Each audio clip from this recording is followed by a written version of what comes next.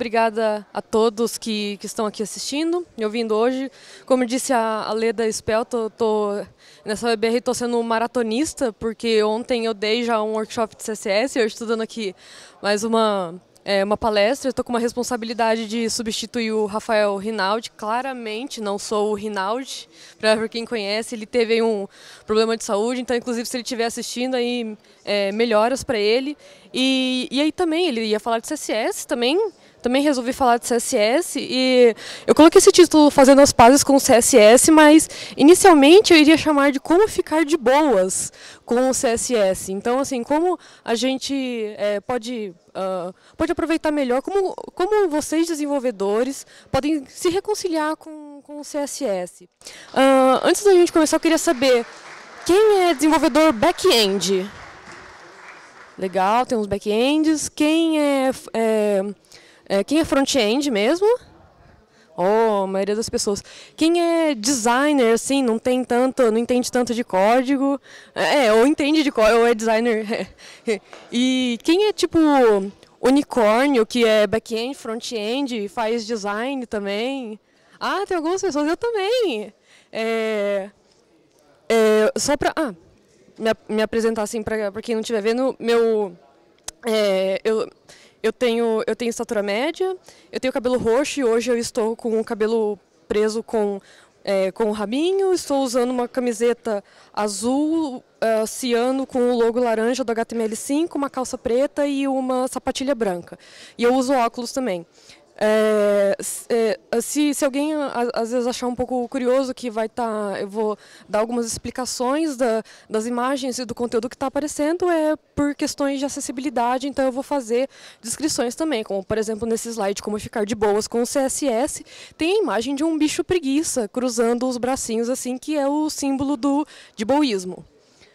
Bom, falando um pouco mais sobre mim, eu sou, como o Reinaldo já me apresentou, eu sou mestrando em ciência da computação, também me formei como bacharel nessa área, mas eu sempre trabalhei muito com design de interface. Eu fui designer de interface durante mais de 3 anos, e aí eu fazia tanto design mesmo quanto o front-end. Também já fiz estágio trabalhando com back-end. Na última empresa que eu trabalhei, eu fui analista de teste e desenvolvedora durante 1 ano, gerente de projeto, assistente de gerente de projeto durante quase 2 anos e depois analista de requisitos. Então mas eu sempre continuei fazendo a parte técnica também, pelo menos acompanhando e estudando. Hoje no meu mestrado trabalho na área de interação humano-computador, mais focando na parte de acessibilidade web. Eu também, além de dar as palestras aqui, eu também sou professora universitária e faço parte do grupo de especialistas em acessibilidade web do W3C. E eu amo CSS também, justamente por aqui que estou para falar e evangelizar vocês sobre esse assunto. E aí, primeiro, né, para a gente começar, né, o que acontece? Né, como que os desenvolvedores veem o CSS, principalmente o pessoal de back-end? Então, assim, tem a caixinha aqui, o quadrado, e aí escrito, né, CSS is awesome, e o awesome está estourando a caixa, né? Eu, trabalhando com o pessoal de back-end, o que eu mais ouço eu odeio CSS, CSS é difícil, CSS é complicado, eu não entendo o que está acontecendo nesse código, eu não entendo por que está dando problema, por que não está funcionando. E aí, quando a gente chega também o pessoal de design, que está começando agora a mexer com código, mexer com CSS, que está mais acostumado a fazer mesmo o layout no Photoshop, a pessoa vê o CSS como essa persiana que o Peter Griffin está tentando abrir. Todo mundo tem problema com persiana, né? Você abre, ela puxa de um lado, depois ela puxa de um outro, ela não consegue, ela sobe, e por fim ele começa a ficar com tanta raiva de tentar puxar aquelas 2 cordas, ajustar para ficar compatível, né, para abrir de maneira uniforme, que ele acaba simplesmente assim tirando toda a persiana e fala, dane-se, né? Que é tipo quando a gente utiliza hacks muitas vezes para fazer o código funcional, enche de importance. Mas por que isso acontece, né? Por que o pessoal pega, assim, aqui tem imagem de um gato, né, parecido com aquele gato do No. com o olho esbugalhado falando HTML, CSS, I hate it, né? Eu odeio isso, mas por que a gente... de onde que vem isso daí, né? Então, primeiro, isso começou bastante o pessoal a ter uma resistência no CSS, quando a gente começou a ter algumas mudanças de paradigma quando veio o Tableless. Então, assim, a gente vai pedir aqui para a Neide, para quem não sabe, a Neide é o nome em português da Britney. A gente vai pedir para a Neide explicar de onde vem essa falta de amor ao CSS, né? Aí, por exemplo, aqui a gente tem um post de uns 10 anos atrás, a pessoa falando, né, por que ela odeia CSS, está em inglês. E aí eu fiz um destaque de algumas partes, vocês podem perceber que eu tenho uma coordenação motora ótima para fazer highlight no computador. E aí eu destaquei uma parte que a pessoa fala, né? Que as pessoas estão falando, né? Que é inferior usar tabelas para layout no CSS e que o CSS é inferior usar tabelas para o layout das páginas e que o CSS ele é superior. Mas olha só, queridinha, quando você usa tabelas, isso funciona. Então, assim, a gente veio a gente ainda tem reflexos dessa mudança de paradigma até hoje, quando as pessoas ainda enxergam muitas vezes um layout como algo modular, como algo assim fechado, estruturado, quadrado, e muitas vezes a tabela ainda tinha esse comodismo, né, das pessoas conseguirem assim, jogava o layout de qualquer forma ali na tabela e ela funcionava, acomodava aquilo ali. E aí do lado direito a gente tem uma imagem da Britney Spears com uma cara de desprezo, né, a nossa Neide aqui segurando o queixo, tipo, senta lá, né. E aí mais uma outra postagem também, isso é recente, é de uns 4 anos atrás, a pessoa pega falando do float, né? Olha só, esse negócio de float não foi criado para fazer colunas em uma página, né? E aí falando de novo das tabelas, olha, infelizmente a gente tem que... É uma realidade, a tabela é bom porque ela funciona, ela é simples, nossa, é muito simples mesmo. Ela é cross-browser, a pessoa ainda fala, e ela é confiável, falando que mundo que esta pessoa vive, né? E aí embaixo, mais uma expressão de desprezo da Neide, que ela não está acreditando no que ela está vendo. E esse post que eu estava lendo, né, 10 razões... pelo qual o CSS sucks, né? Pelo qual o CSS não é legal. E eu fui lendo, assim, tem os links aqui para, se vocês quiserem acompanhar, e depois dá uma olhada. E aí você vai ver, eu fui lendo cada um dos 10 itens que eu lia, eu fazia essa expressão que a Neide está fazendo aqui do lado, que ela está revirando os olhos. Eu olhava e falava, bullshit, isso daqui não tem nada a ver. Mas é por conta, muitas vezes, da própria dificuldade que a gente tem de conseguir compreender a especificação, de ir um pouco mais a fundo, ou até de adotar algum processo de desenvolvimento que facilite a gente compreender melhor como testar, como usar de forma adequada o CSS. E porque o CSS é uma linguagem maravilhinda, que é uma concatenação de maravilhosa com linda. Permite você fazer muitas coisas, permite você trabalhar de forma modularizada, separar conteúdo de apresentação, fazer algo que seja reutilizável, fazer alterações mais fáceis na sua aplicação. E eu acho que também a quebra de paradigma, principalmente para quem é desenvolvedor back-end, é porque ela não é uma linguagem de programação, ela é uma linguagem de estilos, e a forma como ela é descrita, ela é declarativa. Então, isso também causa um pouco de impacto para as pessoas entenderem como utilizar de forma adequada. Então, o que está acontecendo errado? Por que a gente... por que ainda tem as pessoas que têm um pouco de resistência? Que é o seguinte, aqui tem uma imagem de uma lousa, né, estilo Bart Simpson escrevendo ali o que ele não vai fazer, que está falando, né? Eu não vou falar que o CSS sucks, eu vou admitir o meu próprio desconforto com o espaço do problema, que é realmente o que acontece. Muitas vezes, por que a gente não gosta, por que a gente acha que CSS não funciona e eu tenho que fazer um monte de hack? Porque muitas vezes o processo que a gente está adotando é que não está ajudando a gente a se desenvolver melhor e até mesmo a construir melhor ali o CSS. E aí eu vou passar 10 dicas, 10 princípios aí que podem ajudar vocês nesse sentido. E o primeiro é o seguinte, que o erro pode estar no seu processo de desenvolvimento. Qual que eu considero que é o ciclo iterativo ideal? para você trabalhar construindo HTML e o CSS. Aí desconsiderando toda a etapa antes de arquitetura de informação e layout, quando você vai fazer o código mesmo. Então, primeiro, faça o markup inicial com toda a estrutura que você precisa. Não ponha a mão no CSS. Faz o HTML, faz a estrutura. Dentro do que está planejado ali no layout, fala, olha, aqui eu acho que vai ter que ser um botão, aqui um parágrafo, a gente vai precisar de uma estrutura. Aqui uma div assim, aqui um aside, aqui um section. Então, primeiro faz o seu markup inicial. Pode não sair perfeito, mas se concentre em fazer o HTML. Define o que vai ser reutilizável. Puxa, olha, aqui eu tenho uma lista, aqui eu também tenho uma lista que vai ter a mesma, pelo que eu estou vendo aqui no mockup que o designer fez, vai ter o mesmo tipo de formatação. Eu acho que isso daqui vai ser o mesmo tipo de componente, mas eles estão em divs diferentes. A partir do momento que você identifica componentes reutilizáveis que vão aparecer em diferentes locais da sua aplicação, você consegue definir melhor quais são as classes e os IDs que você vai precisar. E o ID, assim, a intenção é que a gente não use tanto, né, mas que a gente foque mais justamente no conceito de classe, que é o que vai componentizar, permitir uma reutilização melhor. Bom, aí a partir do momento fiz o meu markup, nomeei ali os meus componentes reutilizáveis. Eu vou escrever o meu CSS inicial para atender esse layout e para estilizar essa estrutura que eu defini. Aí, nesse momento, é que a gente pode verificar que às vezes vai precisar de ajustes. A gente às vezes pode precisar de ajuste no markup, se necessário. E aí, se necessário, a gente volta para o passo 2, que é para definir o que é reutilizável quando a gente fez estrutura no markup. E aí a gente passa de novo para definir outras classes, para definir outros IDs. Qual que é o problema que eu vejo? Muitas pessoas começam assim, vai fazendo uma parte do markup e vai fazendo CSS. Mas assim, vai fazendo bem pouco. Então, e aí é a hora que sai aqueles monstros ou aqueles seletores contextuais gigantescos.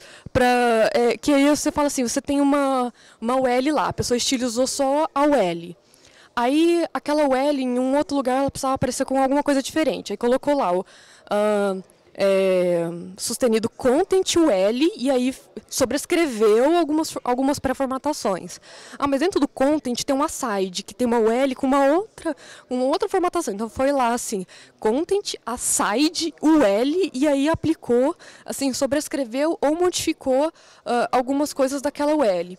Então, isso pode ser muitas vezes um problema até de planejamento, pelo qual às vezes a gente acaba gerando um CSS muito grande, um CSS gigantesco, ou que a gente às vezes não consegue utilizar de forma adequada. A gente fala, nossa, mas ficou gigante. Ai, mas poxa, como é difícil, né? Olha só, não está funcionando, eu estou tendo que sobrescrever aqui um monte de propriedade. Muitas vezes é justamente por questão do planejamento, do nosso processo de trabalho.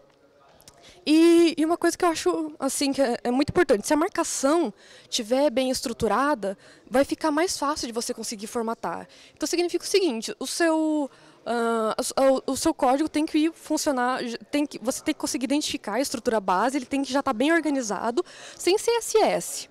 Então, assim, muitas vezes é feito um markup de uma forma que não é adequada e às vezes a gente vai usando o CSS lá para corrigir essa lacuna. Então é o seguinte, dá para entender sem CSS? Primeiro passo. Então é ótimo. Depois a gente aplica a marcação, como por exemplo aqui no site da conferência, eu peguei a parte da programação e aí eu tirei o CSS. E dá para ver como está bem estruturado. Eu tenho lá o título programação, que está com, não me lembro agora se é um H2 ou H3, aí depois o dia da programação, eu posso perceber que está com outro H. Aí entra numa lista, que é a sala King Kong, e aí depois uma sublista que tem a grade, né, o credenciamento, a abertura, os botões, os detalhes ali. Poxa, isso daqui assim, já dá para entender, já está uma estrutura semântica, então a gente tem que se preocupar antes do estilo, a estrutura semântica do nosso markup, para depois, assim, aí a gente aplica ali o CSS como a nossa camada, né? É aquilo que eu falo, se a gente comparar com a construção de uma aplicação web com a construção de uma casa, bom, se você não tiver ali o seu HTML, que seria a sua estrutura, né? A sua fundação da casa, os tijolos, tudo bem estruturado, se você tiver, por exemplo, paredes tortas, não é a hora que você pintar que aquilo ali vai ficar adequado. Então, a primeira coisa é a gente ter um markup adequado. Aí o seguinte, tem uma coisa muito legal que eu não vi outras pessoas fazendo, mas eu já trabalhei com isso, eu fazia isso e é muito legal, que é o chamado Code Wireframe. O que isso significa? Ele é como se fosse um wireframe da minha estrutura do site. Aqui tenho uma imagem, né, mostrando assim, as partes do meu código, né, o cabeçalho, o header, a barra de navegação, a barra de busca, tudo como se fossem umas caixas, né? E só que aí, ao invés de eu falar que aquilo ali é só uma busca, por exemplo, eu estou falando que aquilo ali tem a classe .search e que é um elemento div. Ou no header eu falo que é a classe .header, que é uma div, e dentro dela eu tenho uma outra caixa que é o meu logo com a classe .logo, com a classe logo, e ele é um H1. E do lado direito eu tenho a caixa que é com a classe advertisement, que é para anúncios, e que aquele componente é uma div. Isso tudo serve para você conseguir orientar, para você ter uma noção da estrutura e até conseguir ter uma noção de componentes reutilizáveis. E aí um outro exemplo desse Code Wireframe aqui, que era uma aplicação estilo Yelp, estilo de listagens Yelp, que eu trabalhava numa empresa, e essa documentação já tem uns 6 anos que eu fazia para ajudar as outras pessoas. Então aqui já começa a ficar mais complexo. Eu tenho uma div que eu estou falando que ela tem 2 classes. Ela tem uma classe Summary e uma classe Showcase, porque eu posso falar assim, olha, então nessa classe Showcase vai ter algumas...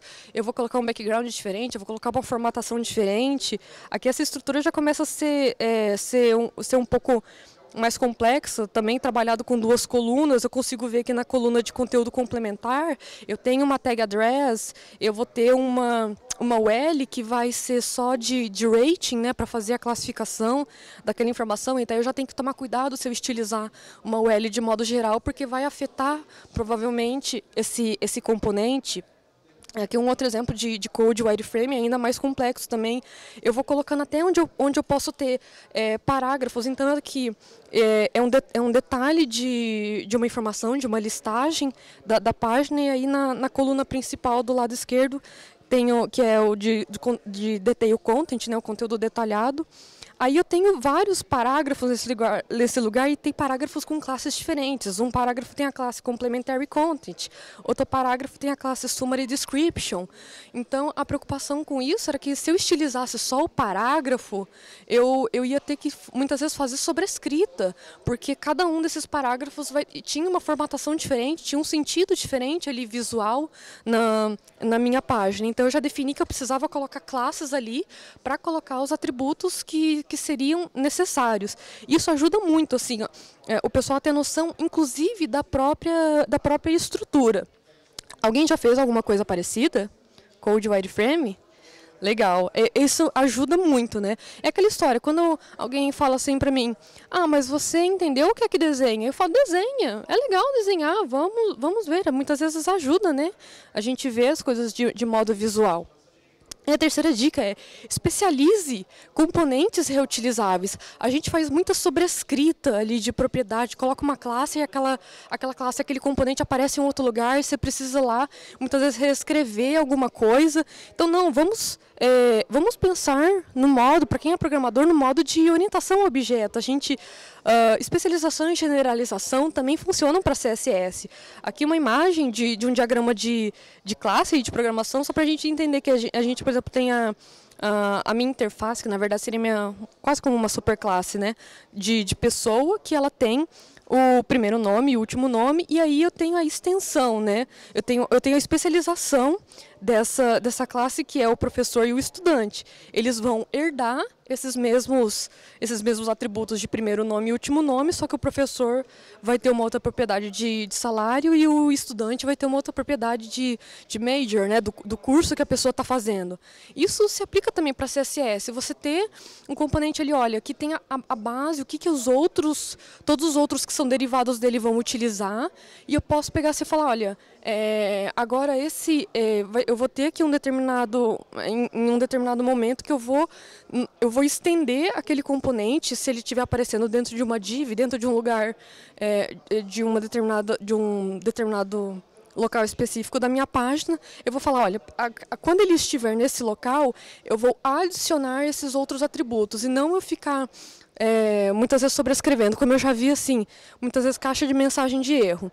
E aí, assim, tem a propriedade, muitas vezes já seta um background, já seta uma borda. Ah, mas se for erro, aí sobrescreve a cor da borda. Se for sucesso, sobrescreve.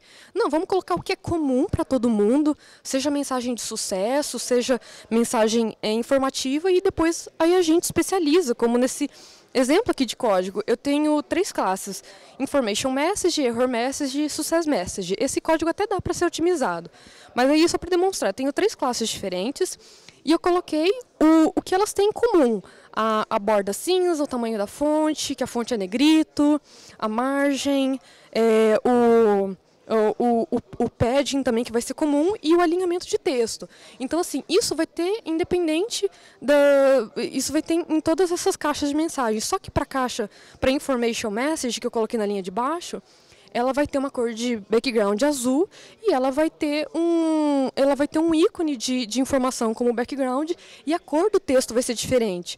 Olha só, se eu tivesse colocado na linha de cima a cor do texto, por exemplo, uma cor mais geral, eu teria depois que sobrescrever essa informação na linha de baixo.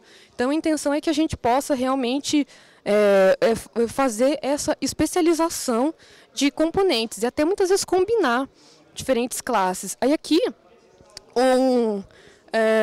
um exemplo de sobrescrita. Eu tenho uma classe título, que aí eu tenho um border bottom para ela, de uma cor cinza, e aí eu tenho a cor 333 e o font size de 18 pixels. Aí eu falo que quando eu tiver uma classe título destaque, ou quando eu tiver a minha classe título dentro de um outro elemento como a classe destaque, eu vou tirar essa borda e eu vou colocar e o font size vai ser de 24 pixels. Poxa, eu tô sobrescrevendo propriedades, por que então eu não deixei só o color ali no título, e quando fosse destaque título aí, eu poderia mudar, por exemplo, só a fonte. Eu nem precisava zerar, por exemplo, a borda nesse caso. Ou em que situações que o título vai ter que ter uma border bottom ali, por exemplo, é só num local específico. Então, para aquele local eu vou falar. Ou eu vou colocar uma outra classe auxiliar que fala título com borda. Ele vai pegar o estilo base do título, e aí vai colocar uma classe auxiliar título com borda e vai falar, olha, aqui também, além disso, além de todas essas propriedades, tem uma borda. Eu sei que às vezes parece meio óbvio, mas tem muita gente que ainda não sabe que a gente pode utilizar mais de uma classe ali para um componente HTML. Faça um bom uso disso, porque ajuda bastante para justamente a gente trabalhar essa questão de modularização, componentização e essa questão de generalizar e especializar classes. Aí a quarta dica, que é justamente o que eu falei: use múltiplas classes para especializar estilos e não para a gente sobrescrever. Aí aqui um exemplo incorreto, que inclusive era uma coisa que eu fiz há muitos anos atrás. Tinha uma classe aqui, ViewMore, aí ela tinha borda, font size, margem, blá blá blá, tinha uma border top, né? Aí eu criei uma classe auxiliar chamada NoBorder para zerar a borda. E aí no HTML tinha um parágrafo com a classe ViewMore, aí tinha lá um link mais notícias, e depois uma outra classe assim, nesse lugar não pode ter a borda, então eu colocava ViewMore, NoBorder, então ele sobrescrevia a propriedade de border top, para tirar, porque ali naquele lugar não precisava ter isso. Na verdade, aqui eu utilizei de uma forma incorreta o uso de múltiplas classes. Eu poderia ter feito isso de uma forma mais inteligente. Por exemplo, onde precisa ter uma borda, não precisaria já ter no ViewMore esse border top. Agora, onde precisaria ter a borda, eu posso inserir. A intenção de a gente utilizar múltiplas classes é a gente ir complementando, adicionando novas propriedades para um elemento, e não a gente ficar sobrescrevendo. E por isso que muitas vezes as pessoas falam, mas nossa, olha, eu tenho que ficar sobrescrevendo, o código fica muito repetido. A questão é a gente conseguir reestruturar, repensar a estrutura do nosso CSS.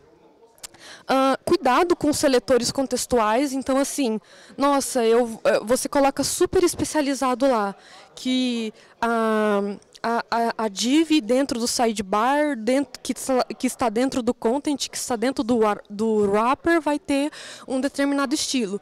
Você acaba amarrando muito aquilo ali, aí se você precisar usar essa div com esse componente com essa classe mais alguma div em um outro lugar, você vai ter que pegar ir lá e colocar mais uma vírgula e colocar um outro seletor contextual, e é isso que acaba deixando o código muito repetitivo.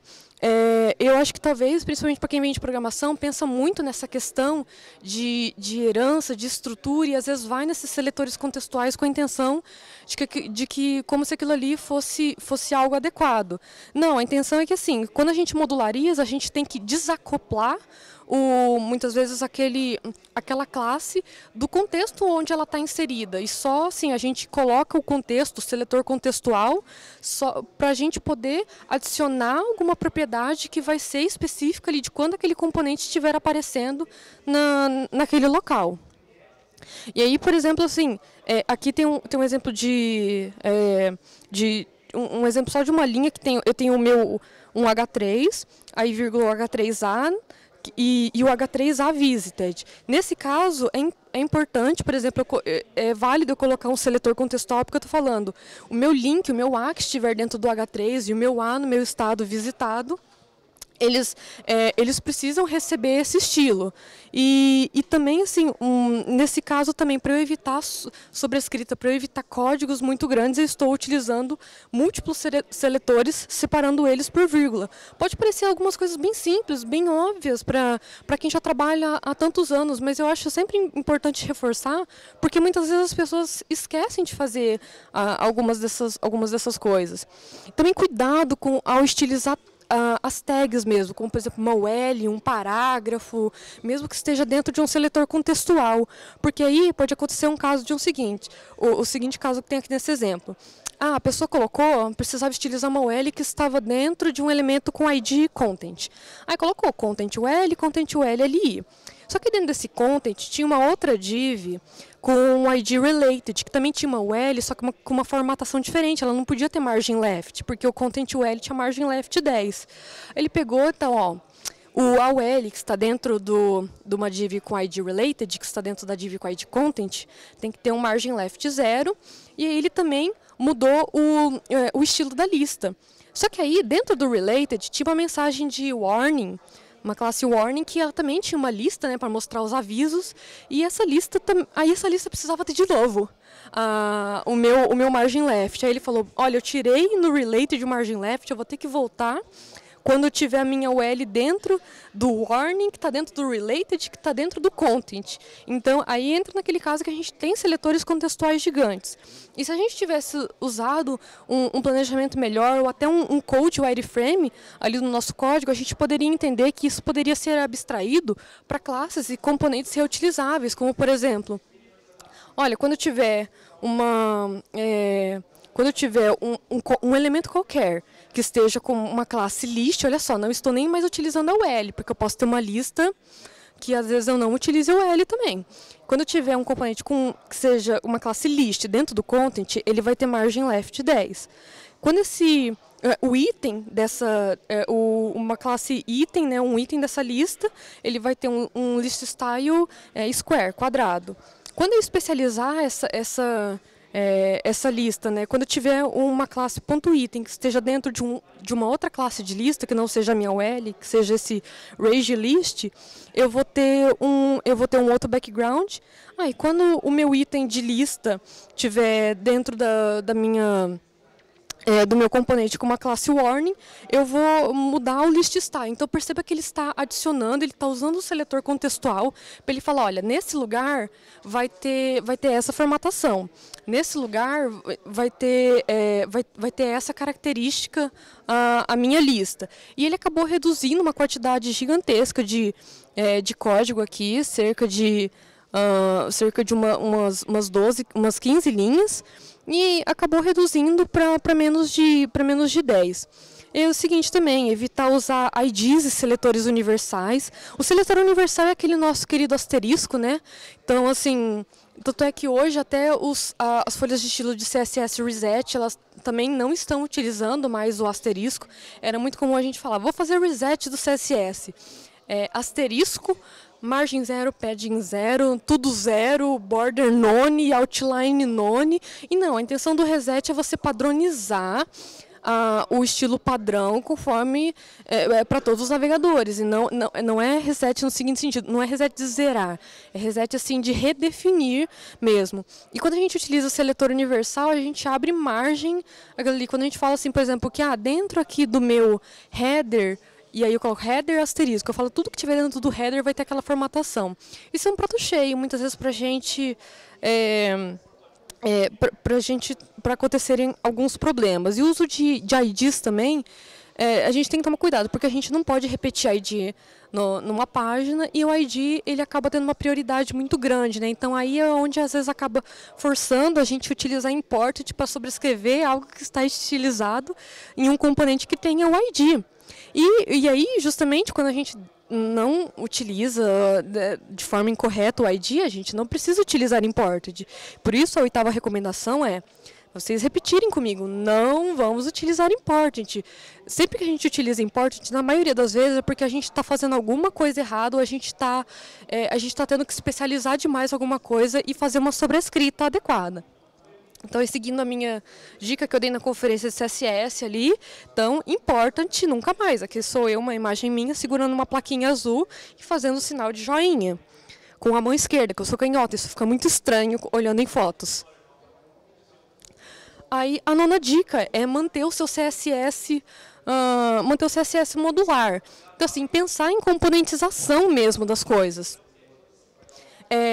E combinar classes para aplicar nos seus elementos. Por exemplo, se eu tiver um lugar que tem uma mensagem de erro, com uma classe erro, e ela tem um H1 que vai ter uma cor azul. Mas dentro do meu conteúdo, da minha div com ID content, eu tenho um H2 que também vai ter a cor azul e vai ter o mesmo tamanho de fonte daquele HU da mensagem de erro. Então, se eu não penso em componentização, eu vou ter que fazer, como está nesse código aqui, error H1, vírgula, content H2. E a mesma coisa, se eu tiver dentro da minha div de error um P que tem um determinado estilo, e na minha div content uma LI que tem o mesmo estilo daquele P, eu vou ter que ficar aumentando aquele CSS, porque eu não pensei numa forma modular, não pensei numa forma de fazer uma classe que fosse ser reutilizada e aplicar o mesmo estilo para esses componentes. E aqui entra no problema também de eu estar estilizando as tags do meu HTML. Então, essa é a forma incorreta. Então, qual seria, por exemplo, a forma mais adequada?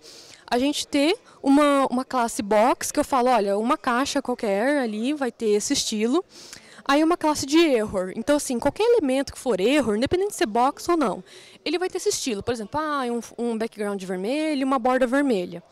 Aí, quando eu tiver o meu elemento box, eu falo para ele que quando ele tiver um elemento com uma classe box title, vai ter uma determinada formatação, e o box content vai ter uma determinada formatação também.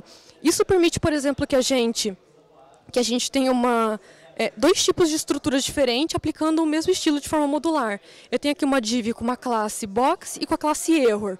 Ela tem um H1 com a classe box title e um parágrafo com a classe box content. Mas olha só como que eu posso fazer algo completamente diferente. Eu posso ter um aside, eu já mudei até minha tag com a classe box. E aí, em vez de ser um H1, ela tem um H2 com a minha classe box title e uma UL, olha só, não é nem um parágrafo, mas é uma UL com uma classe box content e vai estar aplicando aquela mesma estrutura, aquela mesma formatação. E permite que isso eu reutilize em quaisquer locais. Então, deixa modular mesmo, deixa reutilizável. E a intenção é que a gente construa componentes ao invés de implementações. Não foque só em implementar assim, algo que vai ser restrito, restritivo ali para uma parte do meu conteúdo. Eu acho que esse é um dos maiores vieses que eu vejo. Então, a gente tem que pensar em construir algo que seja componentizado, modular e reutilizável. E, assim, e a minha última dica aqui é usar CSS Doc. Aqui eu coloquei um íconezinho de um coraçãozinho, porque quem conhece CSS Doc?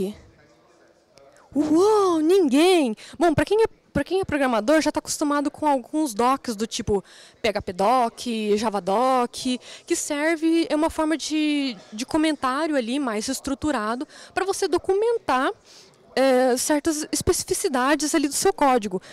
E ele gera geralmente documentação automática.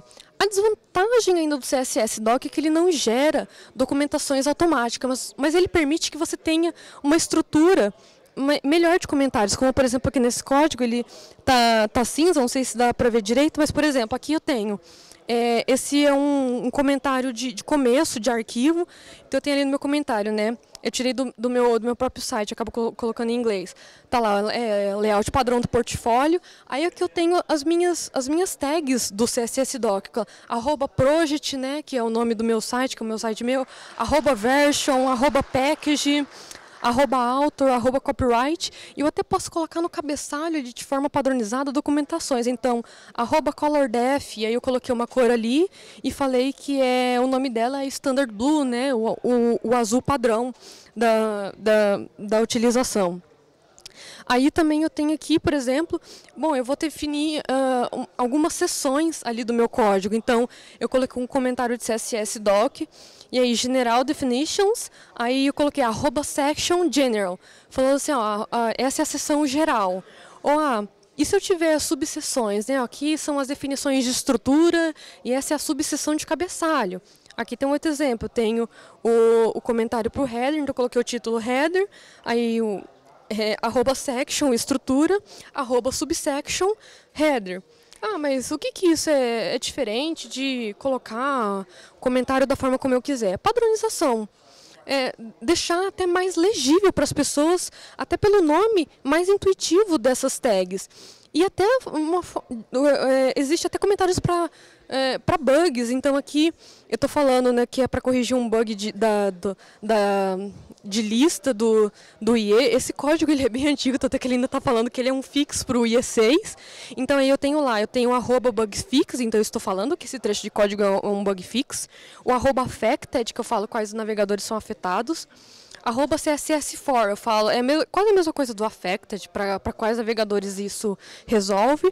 E o @valid, que pode receber true ou false. Então, assim, o @valid significa, estou usando um hack, e o valid true, você está falando, não, isso daqui é válido, é só uma adaptação mesmo.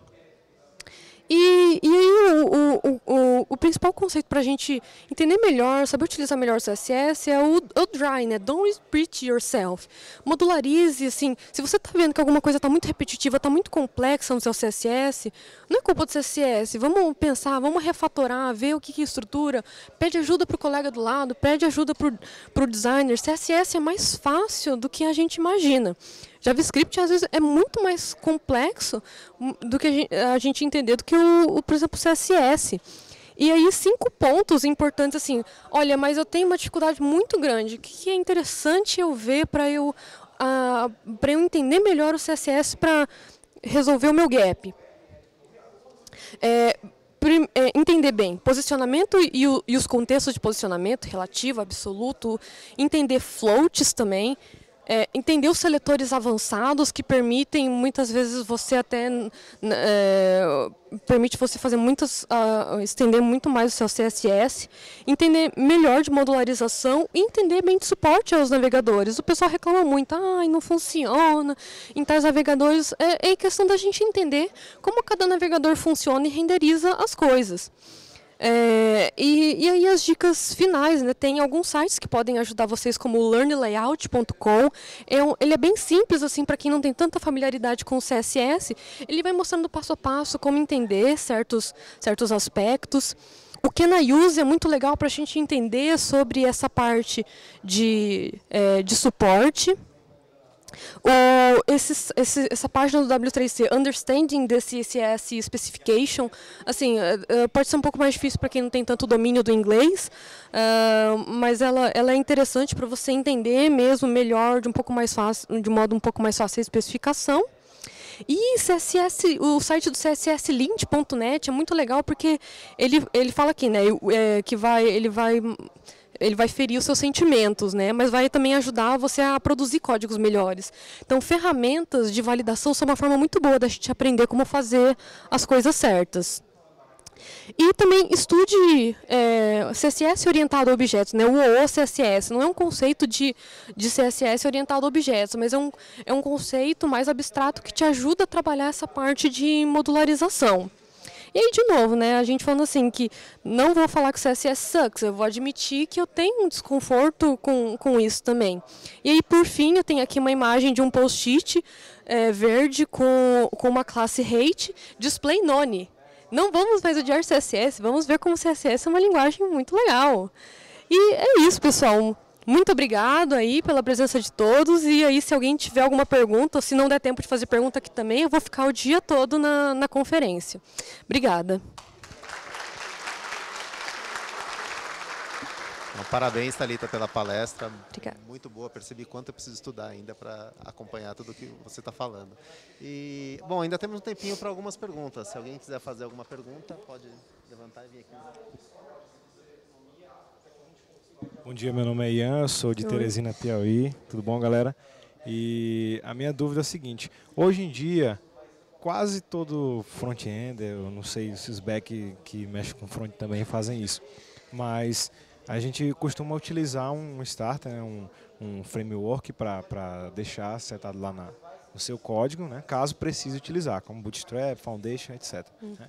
E eu costumo, às vezes, cometer o erro de utilizar alguns importantes no meu CSS. Né? Como eu poderia resolver isso? Porque a única solução que eu vejo é essa. Né? Às vezes eu uso um botão que já está setado lá no Bootstrap, utilizando o padrão do Bootstrap, só que eu quero fazer com que aquele botão fique com as minhas características. Aí eu uso eu acabo usando, né?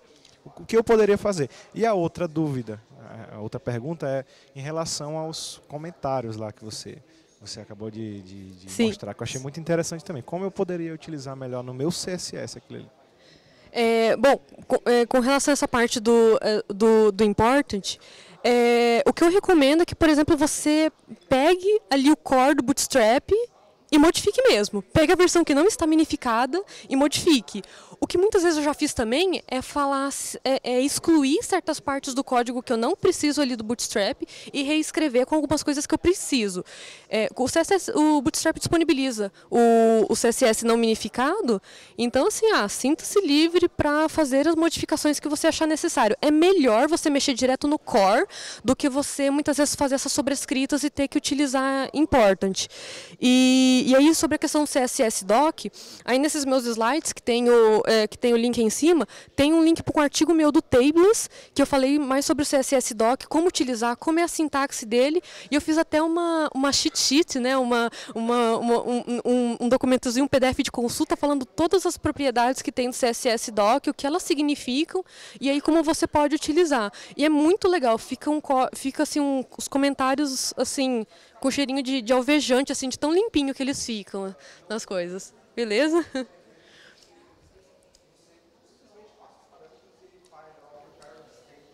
Olá, bom dia. Bom dia. Rafael, sou de Tatuí. Minha pergunta é sobre o wireframe. O wireframe que você mostrou ali é funcional, já é o CSS com borda e tal, ou é desenhado em algum outro programa? Não, naquele caso eu desenhei no Visio. Eu fiz no Visio porque assim, quando eu trabalhava como designer de interface, então eu tinha que fazer wireframes, só que aí também como eu trabalhava com a equipe, tinha código que outras pessoas da equipe poderiam mexer naquele produto, eu fazia uma versão alternativa daquele wireframe, que era um produto que a gente já tinha ali o HTML, né? E aí eu colocava nesse wireframe e falava assim, olha, aqui já tem essa div com essa classe, aqui já tem, isso vai ser uma div, isso vai ser um parágrafo, vai ter essa classe. Mas você pode fazer, por exemplo, pelo Balsamic, você pode fazer pelo Mockups, que é um plugin pro Chrome também, ou você pode fazer também direto no CSS, que às vezes é uma forma até muito legal, que você já deixa documentado e fácil de ser utilizado. Obrigado. Beleza? Imagina. Olá, Thalita, tudo bom? Oi, tudo bom? Daniel, trabalho na DataPrev e lá eu trabalho na coordenação de interface. Né? A gente vem fazendo um trabalho todo para caso, modernizar as interfaces do sistema.